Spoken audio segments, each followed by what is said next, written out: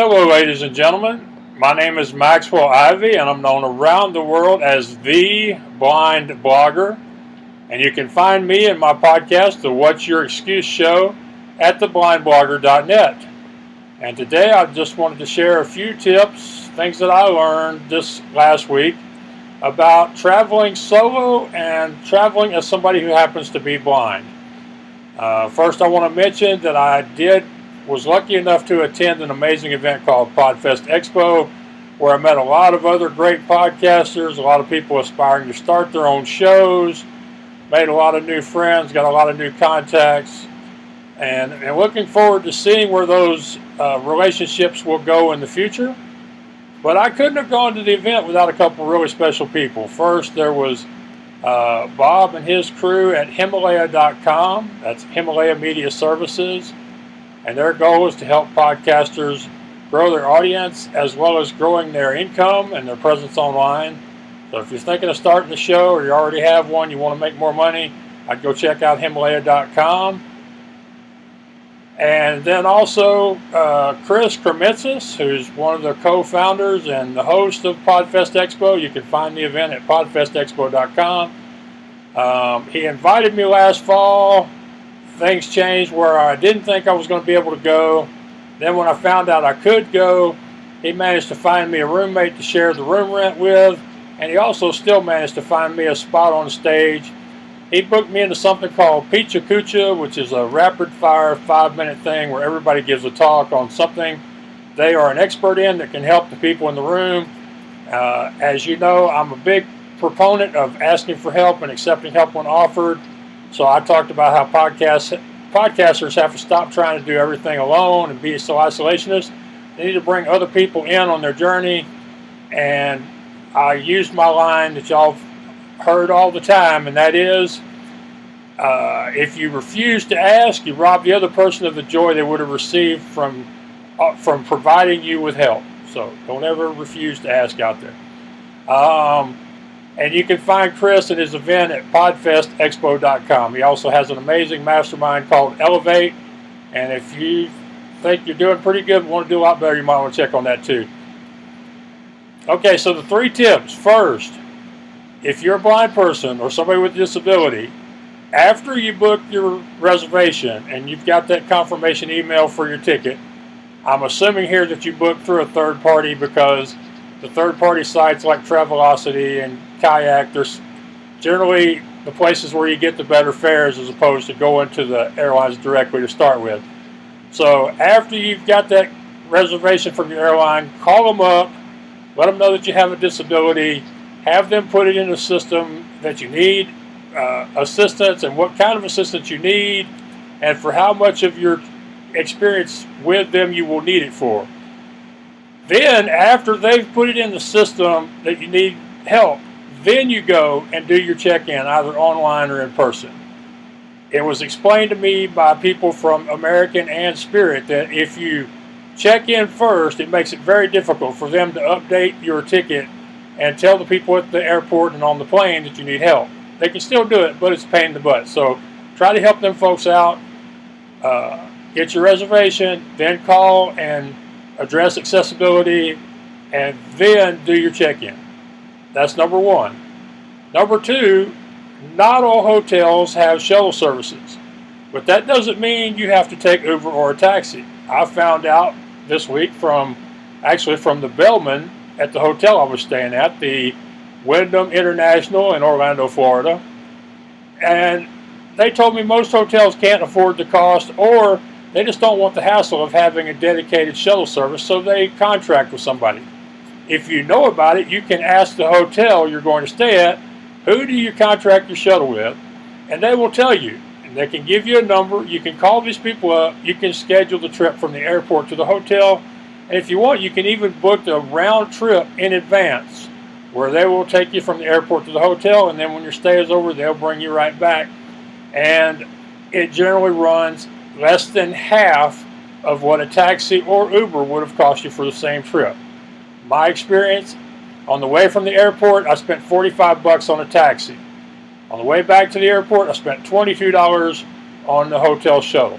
Although it wasn't technically the hotel shuttle, they were able to get me registered in it, and I really am thankful to that hotel bellman named Avila. He was a really good guy. He helped me out a lot last week. So that's number 2. Ask about a shuttle, even if the hotel doesn't have one. And then tip number 3, okay, is be able to describe your luggage, your wallet, anything you carry with you. Be able to tell people what it looks like. And I don't just mean the color, because that kind of bit me. On the way back to Houston, I was asked what color my suitcase was. I told them it was purple, and it was large. I found out later that the person looking for it thought it was wine color. So I suggest putting some sort of marking on your suitcase, something large, something distinct, something unique that you could tell them, hey, it has a picture of a donkey on it. I used to have a suitcase that looked like a cow, and I could tell people, just find the suitcase that looks like a cow, and they would find it every time. And as a matter of fact, when that suitcase had to get retired last fall was just before I went to Philadelphia via Amtrak. That was the first trip I took the purple suitcase on, and the first time I used it, they lost the darn thing. They did eventually find it and get it back to me, but it would have been a lot easier if I could have just told them, find the purple suitcase. So what I'm going to do is I'm fixing to order a messenger bag that has my logo on it. So even if they take my bag and put it in one of them overhead lockers, when the plane comes to its stop, I can tell them which bag was mine, and we don't have to guess at it. Same thing with my wallet. I had to give it to TSA, and when they asked me what mine looked like so they could give it back to me, I couldn't tell them. Thankfully, it had a couple of cards in it, so we're able to recognize it. Now I know it's a plain brown single-fold wallet. But that's not very descriptive. If for some reason there were 2 or 3 wallets in that bin at the same time, we might have had trouble. But thankfully we didn't. And like I said, there were a couple of cards in my wallet that had embossing on it. I was able to tell for sure it was mine. So the other thing I'm going to be doing is I'm going to ask my brother Michael if he will print out some iron-on transfers so I can put my company logo or my photo or something big on both sides of my suitcase, so I can tell people, hey, look for the What's Your Excuse logo, or look for somebody that looks just like me or almost like me. That's what I'm thinking about doing. Those are just some suggestions. Those are the 3 actual tips, but I will throw in one bonus here, and that is, if anybody offers you a wheelchair, a cart, or a tram, take it. Don't be too proud and say that you're going to walk, because I'm in a lot better shape than I was 6 years ago before I had the gastric surgery and started changing my life. Started changing things one habit at a time. I'm a lot better shape, but I made the mistake in Charlotte of telling them I didn't need a chair. Charlotte's airport, I think it's built on a hill or the side of a mountain or something. I walked my butt off that day, and after that one, by the way, just in case that doesn't make sense, I was changing planes in Charlotte to finish my trip to Orlando going there.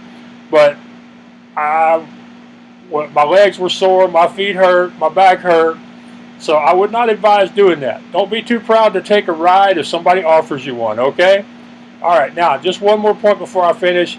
I am wearing my sleep phones again. I like these things so much. I'm wearing them when I record my videos. I hope they don't distract from what I'm doing. Everybody said they looked good the other day when I was wearing the black shirt, but today, wearing it with my coat and tie, I'm just not sure what the look is. But I like them. I'm going to keep wearing them, so I hope y'all do like them. If for somebody out there who's thinking about, hey, that would be cool, I'd love to record my podcast, but I don't see a microphone, they do make a version of these, the sleep phones from Acoustic Chic, that come with a microphone built into them, so you can record or you can do hands-free calling. And the reason I mentioned that is because a friend of mine, Eric Patrick Thomas, who's going to be on the show soon, he said, Max, those would be so cool for a guy who's a quadriplegic, because you wouldn't have to adjust them, he said, I wouldn't have to have somebody adjust them for me as often. He said, they would probably stay where I put them more than regular headphones. He said, but they need to have a microphone. So I checked with Acoustic Chic. They said, sure, we make a version just like that, and I'm going to be doing my best to try to get me a pair so I can try them out too for you. But if you want to buy a pair of your own, go to theblindblogger.net/store. There's a link on there. You can see me wearing them as I exercise. They're great. I love them. And like I say, if you want to get a pair for yourself, go over to the website. Just be sure to use that link. Unlike everything else I've mentioned in this video, I will receive a percentage of the sale if y'all use that link to buy some sleep phones. All right, I'm through. This went longer than I planned, but by my standards, it is a short video. And I want to thank you for taking the time to watch. I hope you learned something. Maybe you can share something with one of your friends here. Until next time, thank you, God bless you, and take care out there. This is Maxwell Ivy, theblindblogger.net. I will sail my vessel till the river runs dry. Like a bird upon the wind, these waters are my sky. I'll never reach my destination if I never try. So I will sail my vessel until the river runs dry. Until the river runs dry.